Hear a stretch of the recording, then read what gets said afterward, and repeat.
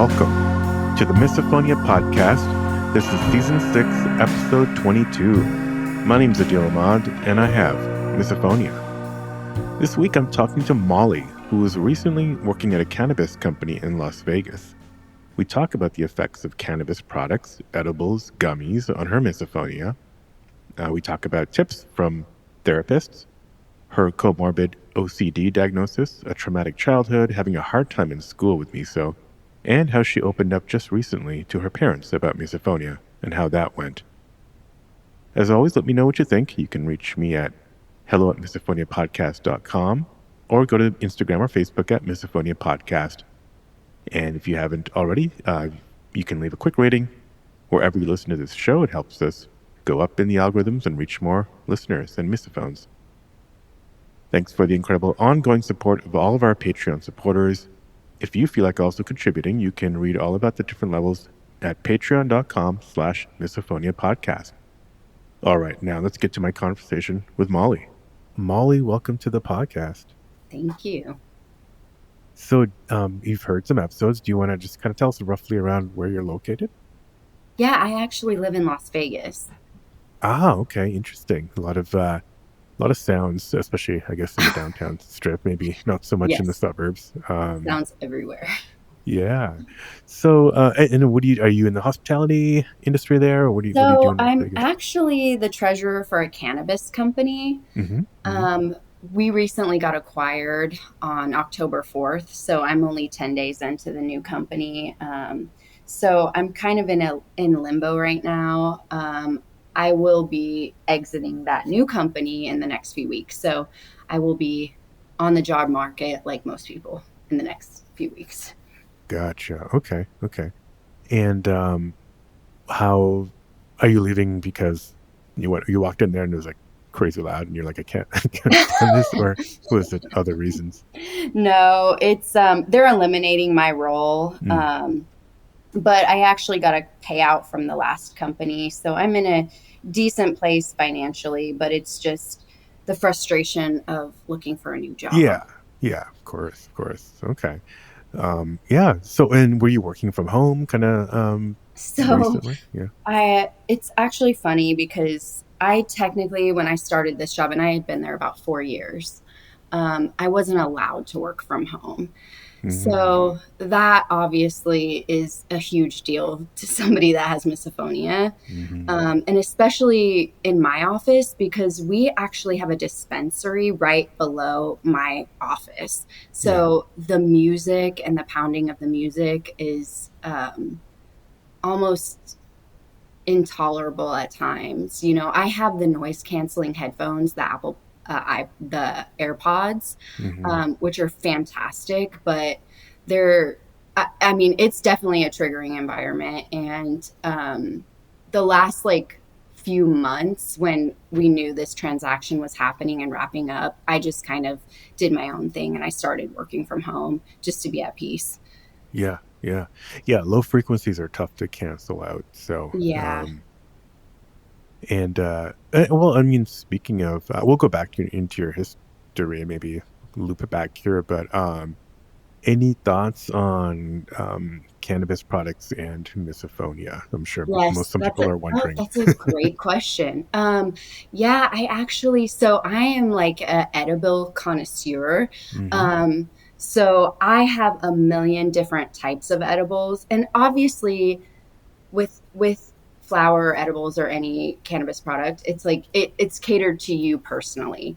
It's what you prefer, what you like. And for me, I actually have some wild gummies. They're the pear flavor that they help my misophonia. So I stock up on those because I feel like they make me less triggered and kind of cancel out any background. So those are my go-to edibles. But again, everybody's different. So sometimes they help and sometimes they can backfire. And I'm like, oh my God, I hear everything right now.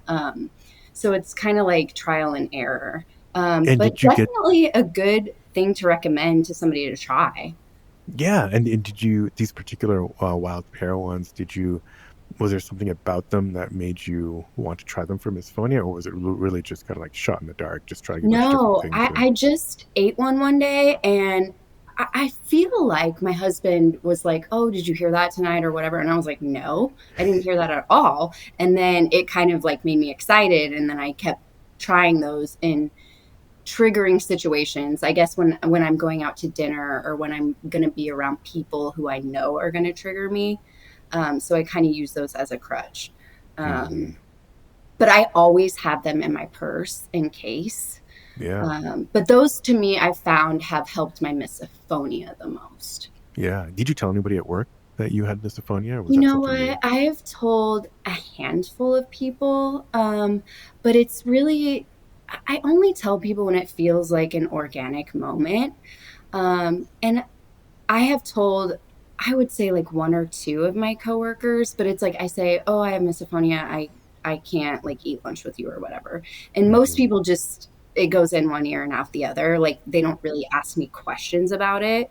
So I think some people know I have it, but I really don't know I have it. Like they don't really They understand don't it really or care, no or one they don't think it's a big deal. exactly, Yeah. exactly. They're just like I said, in one ear and out the other. They don't see the images that go in our heads Right, when we're exactly. I feel like it's really hard to understand it unless you have it. yeah, exactly. Um, and obviously your sounds like your husband knows that you have it. Yes, he is absolutely amazing. My And biggest support that yeah, I've ever had. yeah. Did he know from the beginning? Well, maybe when did you find out that it had a name and all that stuff? You know. I feel like we've been together for about, God, probably like close to like 13, 14 years. Hmm. Um, Probably the last 10 years, it's become problematic Hmm. where he was like, "You need to seek help. Like this is crazy to feel this way and to be this on edge all the time." Hmm. So actually, he kind of lit a fire in me to get help. And I saw an audiologist probably about 10 years ago. And he lived in Arizona, Dr. Alan Rohe. And like Patrick went with me to like all of my appointments and things like that. But I kind of fell off. It really wasn't it wasn't helping me because he did a lot of reframing and things like that that for me just didn't work for me. So So reframing, like it sounds like kind of like a CBT, almost like a therapist kind of thing, right? yeah, Or and he did CBT with me as well. But I just wasn't getting much out of it and I was mm, mentally exhausted. So I feel like having misophonia already makes you mentally exhausted, but correct. like the reframing and things like that, an example of that would be if I don't like somebody popping gum, well, I'm going to reframe it to I'm going to pretend that people are walking on sticks and that's the sound and it's not gum. But it's like Hmm. you have to constantly repeat that in your head. And again, it was really exhausting. And I tried it for a while and I was like, this isn't a solution for me. Like I'm Hmm. more exhausted and I don't feel like I'm getting better. Yeah, that's quite a. I mean, to kind of like having to, you know, overcome. Your rational mind knows that it's not true, so it Hmm. seems to be a lot of effort to try to convince Yeah. yourself that otherwise. Um, did you move on to any other kinds of therapy after Yeah. that? So the last probably year, maybe, I've been seeing Sarah Bidler from Authentic Living. I believe Hmm. you might know her. You know what? Today I just posted her episode coincidentally. Oh, I Today's have not heard recording. it. I'm very Yeah, excited to listen to yeah, it. just a few hours ago. So October 14th today for folks listening. But yeah, it's yeah, she's actually local to me here in Minnesota. So we sometimes get together to talk about misophonia, our favorite topic. Nice. I definitely didn't know that, but I have been seeing her for Yeah. about the last year, and I feel like it's comforting to talk to somebody that has it. So that right there just helps me tremendously. And I feel like I talk to her as if she's a therapist for me in other areas of my life as well. Hmm. So um, she has definitely taught me that having a more relaxed body and a more relaxed mind is going to help the misophonia at the end of the day. And so for me, that's kind of my biggest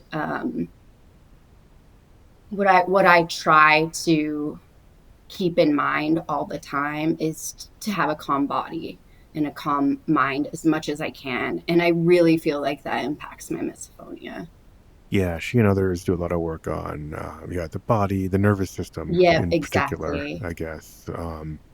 And yeah, that's interesting. Just trying to getting, I guess, feels like it's they kind of getting closer to the root cause as opposed to some of the maybe more surface therapies that are out Yeah. there. Um, yeah, yeah, obviously like sleep, exercise, breathing, but also just being aware of your nervous system and keeping it in a relaxed state is Yeah, and important. one of the other big things that she has taught me too is being around people I feel safe around. And that has Yeah, safety is impacted me important. a great deal because it's like if I'm not around people that know I have it or I don't feel comfortable sharing with, I'm even more on edge. So it I feel like that is probably the biggest impact is being around people I feel safe around. Yeah, and that's something I talk about, and yeah, I think she talks about it. It comes up on a lot on the podcast. Is I mean, we also had yeah, there's that, but I think the more I think about it, often it gets traced back to a childhood where we were walking on eggshells at some point. Um, do you? Is this kind of like a experience that maybe you relate to as well? Like it's in the past Well, having to be it's careful of somebody. for me, I had an extremely traumatic childhood. Hmm. But there is nothing because Sarah's talked to me about this too, and Hmm. and she really believes that school of thought. But I can't pinpoint like a particular thing that kind of like triggered me when I was young. Um, but like I said, I had a very traumatic childhood, so it could have coincided with that, the development of the misophonia. Um, but I also have OCD. I have all of the other things that typically go along with somebody with misophonia. Like I've had OCD since I was a child. So I remember lining up my clothes, lining up my hair ties, my stuffed animals, like all of that good stuff. And this is around the same time that I first had my first misophonia memory. Yeah, so kind of was it typical like around the junior high, middle school kind of Yeah, I was age? younger, I feel like. I Hmm. feel like Hmm. I was I just my very first memory was my dad eating, that yellow classic Lay's bag of chips. And it Oh was yeah, like, yeah, it's like that is there's like some in my house so somewhere. I drilled know. in my head. Yeah, Those are yeah, so yeah. good, by the way. Halloween's coming up, so it's all over the grocery stores. But yeah, Oh yeah. exactly. So that crunching, I mean, Yes. I just said the word, but hopefully nobody gets triggered. But yeah, the Yeah, sound of that particular food. exactly. Hmm. Hmm. And it's weird because I also have developed misokinesia in my older age. Yeah. But when I look back, and it's almost worse than my misophonia right now.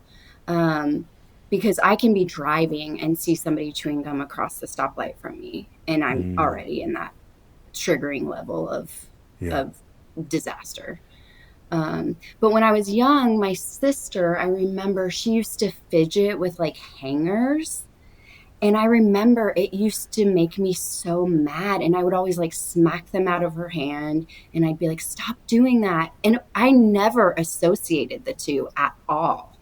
And it's like now that I'm older, I'm like, I feel like that was probably part of my misophonia, just the movement. Hmm. Hmm. Yeah. Visuals, touch, even smells sometimes. I feel like misophonia um, is kind of like a canary in the coal mine for just more general um, your brain warning you of some phantom danger. And sound Hmm. just happens to be kind of I've said this before, like my theory is that like sound is kind of like the hardest thing to avoid because you can kind of close your eyes and completely Right. block something out. But closing your ears, like you can't always, block everything out unless you leave the room. And so, Exactly. I think like visuals could be just this kind of like a anticipatory thing. Like your brain is telling you, oh, there might be some danger coming up. Yeah. And, um, anyways, how did you react to kind of your family members, like your dad and your sister? Oh, I You mean, smack things out of just her hand. complete rage. Complete Yeah. rage. What did they do? Um, they just thought I was weird, you Mm-hmm. know? And I feel like that's a typical reaction from a parent that doesn't really Mm-hmm. understand.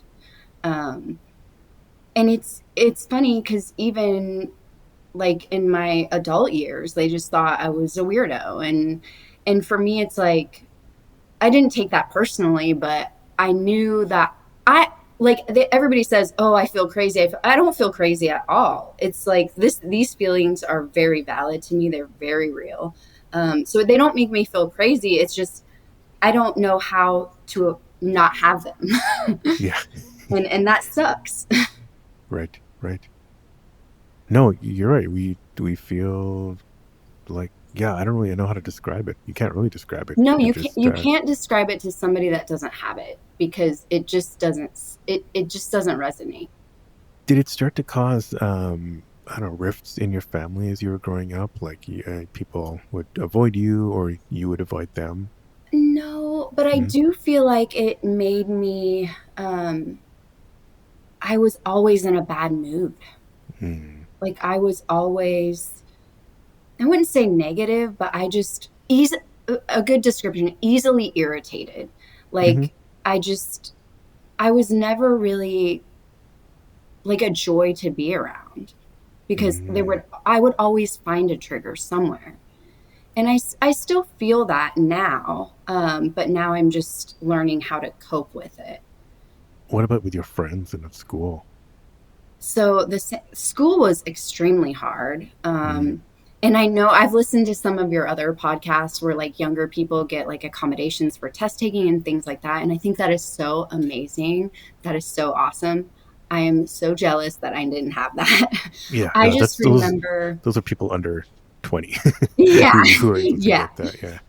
I certainly remember test taking and shoving a finger in my ear Mm. and just trying to avoid any like pencil ticking, anything like that. Like for me, gum is hands down my biggest trigger. But just being in a quiet room, like your misophonic brain finds things, and so I just remember physically plugging my ears when I'm taking tests and Yeah. things like that. When I was in college, I had a professor that he always had his hand in his pocket and he always had change. Oh And God, yeah, he would those do guys. that. And I'm like, oh my Lord, help me. Yeah. Yeah, or people in dorms, like just waving their keys around, and Oh yeah. It's amazing that I survived that.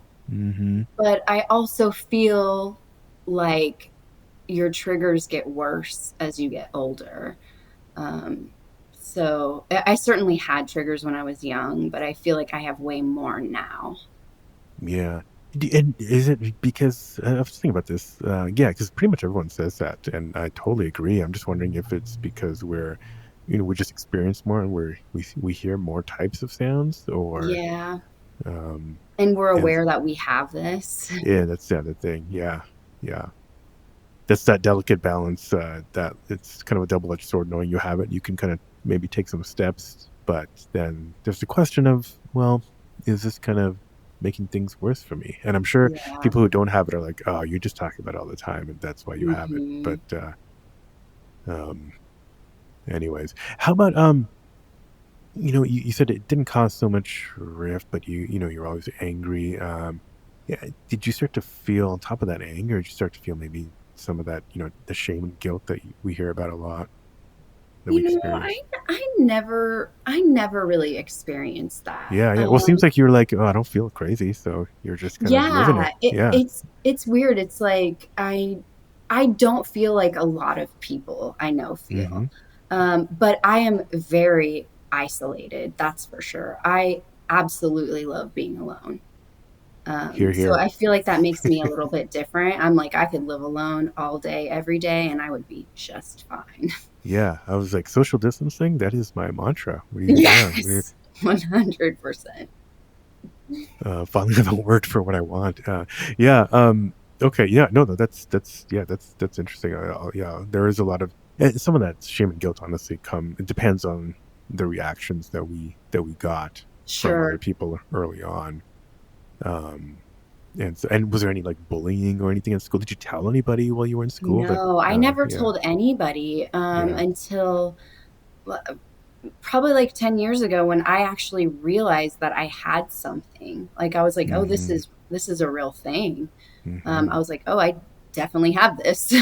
Yeah, yeah. And I feel like that's around the time, and maybe even Patrick showed me something, but I'm like, and where he was like, you got to see help. Like this is crazy. Not crazy, but just crazy the way you're feeling every day. And feeling more so depressed and sad and not wanting to do things, being isolated, really. I'm very careful of who I spend my time with now. Right, right. Um, yeah. And how does your family? At some point, I'm sure your family now also knows that it has a name. Did that kind Yeah. of change their, I don't know, thinking or? So, my sister is a psychologist. So, Mm, she is a beautiful support system for me. So, when I visit her, and she has a young daughter, and I love going there because if her daughter's chewing with her mouth open, she's like, Savi, chew with your mouth closed. You know, you're around Molly. So mm-hmm. I absolutely love that. But she's a great support for me.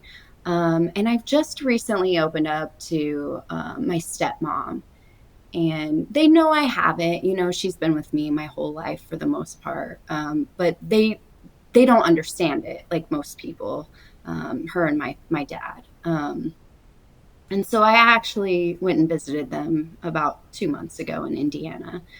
And I kind of opened up to them and let them know how absolutely horrible it is to have it so that Yeah, they kind of understood and really just telling them, hey, if I need a space from you guys or I need a break when we're eating dinner, like just let me have that. And that's what I need. I need you guys to be okay with it and not feel guilty about it. And mm-hmm.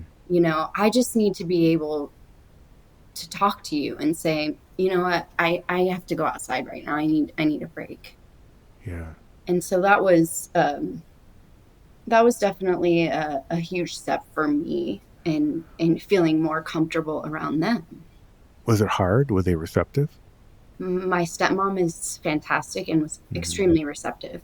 Um, Mm-hmm. and my dad is the old school way of thinking. I mean, he just doesn't understand it. Yeah. Like you can it's not that he doesn't care. It's just he doesn't understand it. Mm-hmm. Mm-hmm. Yeah, yeah. So For a lot of people, it's like, why can't you snap out? Or I'm sure yeah, they're like, I'm sure it's a real thing, but like, I mean, compared to fighting in a war, they think yeah. it's And it sounds so silly, but right. it's like you and I both know, it's like that doesn't change the way our bodies feel. Hmm. Like our bodies just feel completely out of control. Exactly. And that's what, yeah, what people like Sarah say. It's like, it's our bodies reacting very differently, almost separately than what our Yeah. brain wants it to do because it's holding on to there's some memory or some learned reaction, um, based on who knows what. Could be something that happened a long time ago. It could be, things that we don't realize that developed. And the jury's, oh, I don't know if it's genetic. So, yeah, it's very much our body reacting, not so much what we want. Yeah. Do your does your dad? I always wonder, like, some of these other quote unquote more popular, conditions like OCD. Do you find that people are more receptive of those, but misophonia is kind of like, what's that? Oh, 100%. Yeah. 100%. Because I feel like most people have OCD to a certain extent, right? Hmm. It's just what level you're at. And I've actually noticed that just with living with my husband is like I have OCD like extremely bad in pretty much every aspect of my life. Mm-hmm. But I've noticed him and I'm like, oh, you have it too, my friend. So acknowledge that. So I do think that I think most people are more familiar with that terminology, so it makes them more comfortable around that. Yeah. But misophonia, but I do feel like obviously like this podcast and everything else, like people are talking about it more. So I think it's Mm-hmm. becoming more socially acceptable to have it. Right. Right. Well, to kind of it's there's more awareness around it. It's most socially acceptable, I think, to talk about it, to hear about it. It's interesting. I feel like it's still in a lot of the articles I read, it's still dealt with in a very kind of superficial way.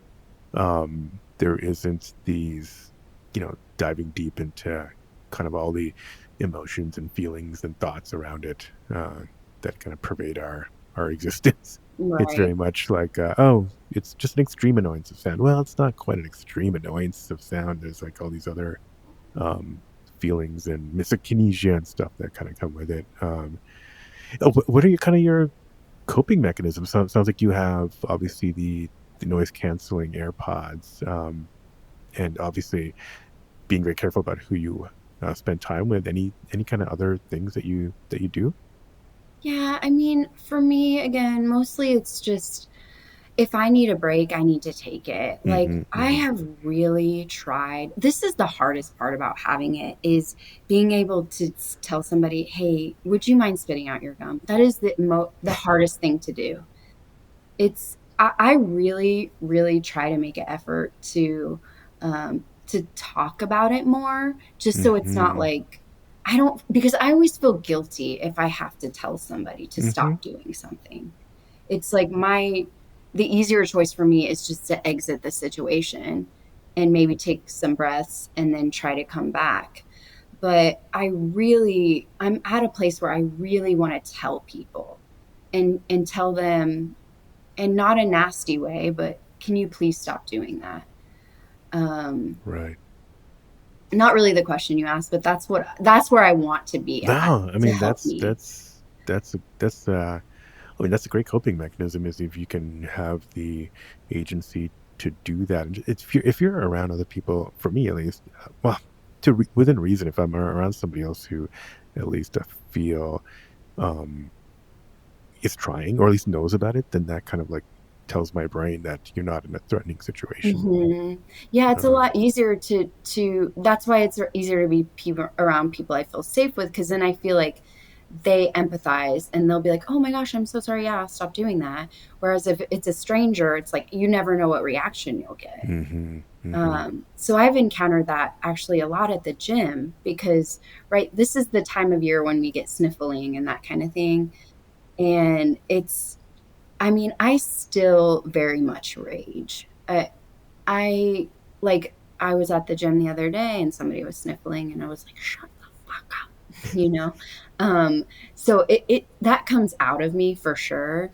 So But that was, just for the record, that was like not in your head. That was like oh, actually, that was out loud, yeah, yeah, yeah. 100%. And it's like I'm sure people look at me like I'm crazy, but hmm I try to limit those instances, which I when I was younger, I used to lash out like that all the time, and I didn't care who heard me, or I think most people would just look at me like I was crazy. But I really, really, really want to get to a place where I can tell a stranger, "Hey, would you mind blowing your nose?" Or just, but it's like I have so much rage that I feel like I can't say it peacefully. Right, right. But that's Yeah, my goal is to yeah, get to that place. yeah, yeah. Is there, or are you taking steps to get there? Whether it's maybe, I don't know, you know, taking Well, time out in the day to kind of like remind yourself to calm down. Like I think Sarah checks in with her body like around once a day or something, and maybe just kind of like taking account of your nervous system and trying to relax. I don't really like I have a alarm on my phone to Mm-hmm. do like misophonia work every single day. And whether that be to listen to a podcast or to do a breathing exercise or just to do something that I feel like is helping me. Yeah. Um And there's some days that I skip that. But for me, it's a constant reminder that I have work to do. And I will always have work to do. It's never going to go away. Mm-hmm, mm-hmm. Um, but for me, it's like I take these little wins. So if I can be around a group of people and I can share with one person, I'm on a high for that for months. It's like I give myself a lot of credit for that You because should. it's Yeah. very hard. Yeah. So that's really kind of how I weigh my progress. Um, so I think about 2 or 3 weeks ago, I had shared with a couple of people that didn't know I had it. And so I'm still living on that high right now, just being able to share with more people. But it really for me has to be an organic moment. It really has to be where there's not a lot of other people around, or especially if I'm going to talk to a stranger. It's like, I, I don't want other people hearing the conversation. Right. If it's just me and one other person, I would be way more inclined to say like, hey, can you please stop doing that?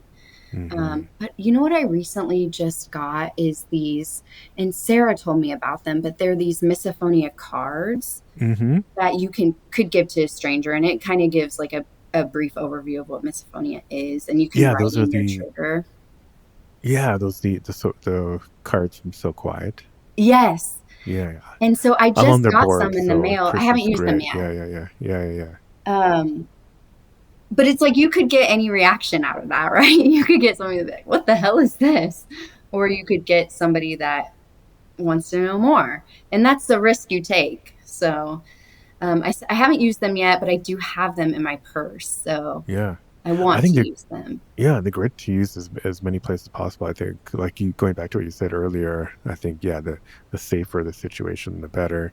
Maybe giving them to a therapist that might not know or yeah, a teacher if you were in school, things like that. Um the person at the gym after you yell at them may be a little bit more difficult, Yeah, but that's you hard. never know. um, but yeah, we've all been there.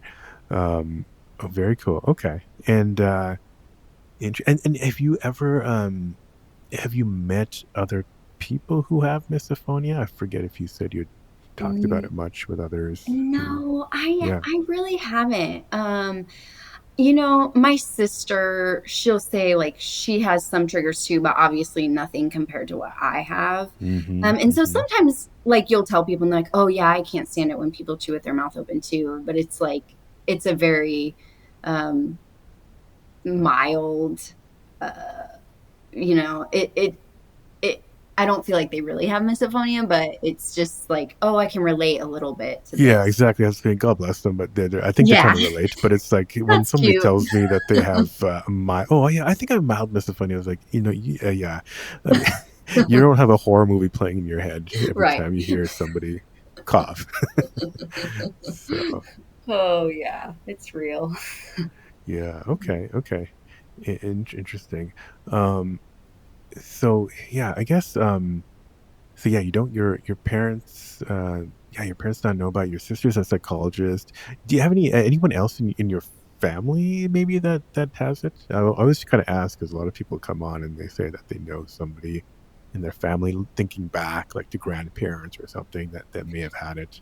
Yeah, I mean, also like growing up, my brother too, like he Mm, would like my dad's side of the family are historic terrible eaters. So it's hmm. like even if you don't have misophonia, they would probably trigger you just because they're just sloppy eaters. Gotcha. But my brother would be like chew with your mouth closed. But again, I feel like it's just a not really misophonia, just a annoyance. Mhm. Did you before this current job? I'm jumping around now. Before your current job, did you have other jobs like that you have some misophonia experiences from? I'm just kind of curious. Yeah, I mean, that's so funny you say that. So the job I had before my current job, I actually worked remotely 2 days a week. Hmm. And I remember my boss was again another horrific eater, which is really surprising to see an adult chew with their mouth open. Yeah, yeah. it's to me it's shocking, but I guess I'm obviously more sensitive to it. But I remember my boss when she inherited me, that was like one of the first things I noticed is like, wow, she's a really bad eater. I'm not going to be able to eat around her. Um, and I told her that I had it. And again, not really asking a lot of questions, but I was just like, yeah, I can't really be around people who like chew with their mouth open. And it was another one of those in one ear and out the other. Cause I remember being in her office and her pulling out candy or whatever. And I'm just like, I can't even focus on what you're talking about right now. Like I'm that, Yeah. I can't, my focus is all gone. So to me, it's like, well, it's not worth me continuing a conversation about it because I know right off the bat whether you're going to be empathetic to it or not. Mm-hmm. Mm-hmm. But I have definitely experienced, and actually, funny enough, my boss before that, who I'm really good friends with now, I actually talked to her a lot about it, and she's another good support I have, because she is historically a gum chewer, and now she knows to not chew gum around me. And the last time I was with her, we were golfing and I went over to her house, and she's one of those people that chew gum 24/7. Yeah. And we got in my car, and I said, I just want to ask you to spit your gum out. And she was like, oh my gosh, I'm so sorry, I forgot. And so, like, those are the type of people that I need in my life, in my circle. That's all it takes. Yeah. They don't Yeah, have to, we're not asking them to move a mountain or anything. yeah. Just, But it's like yeah. it takes that special type of person to really to want to not make you feel like shit. It's kind of sad that is the case. Yeah. You would No, think it would it's be, true though. It's so yeah. true. And I'm lucky. Like now that I'm talking more, I'm like, I do have like people that are Mm-hmm. willing to not do things around me. Yeah. And that That's makes me great. happy. Yeah. Do you ever send them a text or something when you are being triggered? Like, is it that kind of support system where you're kind of like call, you know, like almost like a helpline, or is it more, when you hang out together, that's when they kind of are accommodating.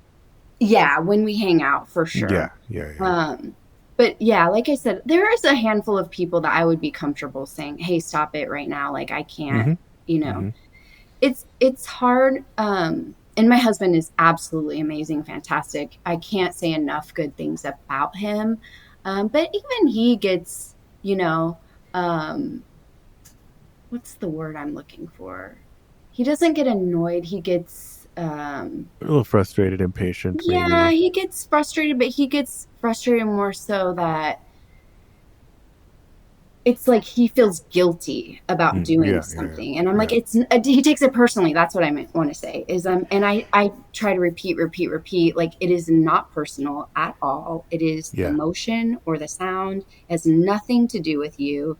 And there Right. will be occasional times that I have to reiterate that to him because he takes that personally. Yeah. That's a common thing. That's a common thing. Um, Interesting. Okay. Okay. Cool. Well, yeah, we're getting to about 45 minutes. Actually, how did you, are you in touch with the community? I'm just curious how you found out about the podcast, or if you're in touch with like Facebook groups and whatnot, or, So I'm not, yeah. but actually Patrick told me about the podcast. He's the one that Oh, told me about it. And I feel like he follows a lot of stuff because he just naturally wanted to help me when he mm-hmm. realized how this affects me every single day of my life. There's not a day that I'm not affected by it. So he actually found the podcast, and I don't do anything in the community. Obviously, I see Sarah, um, but I mean, I would like to, but I still feel like it's still very new. Um, and since COVID happened, I know that they were doing like the annual like I feel like it just happened. Yeah, it's actually today. The Oh convention. shoot. Yeah. That's actually, yeah, I was watching Sarah's presentation before this call. But But yeah, I mean, there's recordings Yeah, the available out there. And convention. honestly, the convention, I mean, honestly, if you're seeing Sarah, then there's a ton new that you won't hear about from her. But yeah, that's been virtual last few years. But yeah, I mean, it's a pretty tight, growing and tight community, and it sounds like you have a great support system. But if you ever wanted to talk to others, there's plenty of people who are happy to listen. And it's a lot of us do. When I go to the convention, it's like I don't have to introduce like all this my history. It's like I feel like we've gone through a lot of similar experiences. It's kind of this surreal moment of, oh, I feel like I already know you without having to say too much. Yeah, definitely. I mean, I feel like that just talking to anybody that has it. Mm-hmm, It's mm-hmm, like, oh, somebody that understands me and mm-hmm. is like me. Um, yeah, so that's my extent of that. But I also feel like just talking about it more, um, it makes it, you know, out there more and more people know about it and more people get involved and Yeah. it's a good direction. Yep. Yep. Well, yeah. I mean, on that note, I don't know, any final words you want to tell people who are listening, or No, I really feel inspired by the people that are able to eloquently speak about it mm, and and tell their coworkers and tell their family members. I just think that's so great because it's so hard. right? Yeah. No, and it takes. I think, yeah, people listening to this show and hopefully other shows will and getting those cards like you got, I think hopefully will be helpful. I think that's it's a big need. Like, what's the language that we should use that's gonna not get a bad response or make people feel hurt. So it's important. Yeah. Well, yeah, Molly, this is it. Thank you for coming on the show. This is wonderful talking to you, and I know this is gonna help a lot of people. Thank you so much. I was really looking forward to it and I'm so happy I did it. Thank you, Molly. It was great talking to you, and now you get to be one of the people giving back to the community through this conversation. If you like this episode, don't forget to leave a quick review or just hit the 5 stars wherever you listen to this show. You can hit me up by email at hello@misophoniapodcast.com or go to the website, misophoniapodcast.com. It's even easier to send me a message on Instagram at Misophonia Podcast. You can follow there, Facebook, and on Twitter at Misophonia Show. Support the show by visiting Patreon at patreon.com/misophoniapodcast. Theme music, as always, is by Moby. And until next week, wishing you peace and quiet.